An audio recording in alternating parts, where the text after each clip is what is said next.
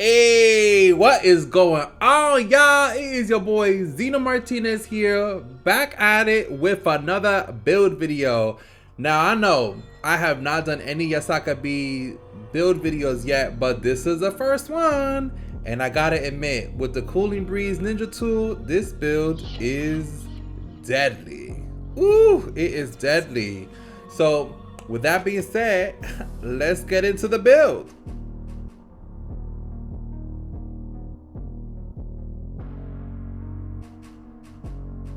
So first up is obviously the Cooling Breeze Ninja tool. Now I did do a breakdown of the Ninja tool last week, so you should definitely check it out if you haven't already. Now for our first Ninja tool, we are using Heavenly Foot of Pain, which y'all know I don't normally run, but when you mix it with the Yasaka beads, it is deadly. I mean, you can easily do a lot of damage when you combine both ninjutsus. Now for our subs, I do have two different variations. The first one is obviously Swift Step, which provides you with a lot of tracking. But then for the second sub, I'm also using the multi-shadow clone Jutsu, aka clone, because y'all know I love to use this sub. But now with this build, I'm low-key loving Swift Step. With this build, we also got two different secret techniques. The first one is obviously Shadow Pull, and the second one is the 100 healings. Now ideally I do want this ult to have a buff because sometimes it low-key misses, but with the Cooling Breeze Ninja tool, it does not.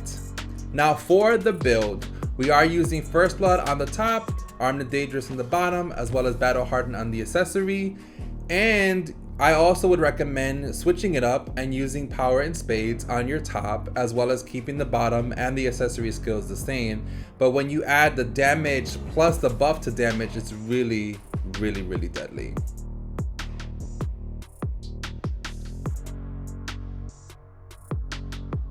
So the first thing we're going to do is break down how the build becomes a one-shot. Now the first thing you want to do is bait the sub into a combo, pop Cooling Breeze Ninja tool to set up Heavenly Foot of Pain, and then ultimately finish it off with Yasaka beads.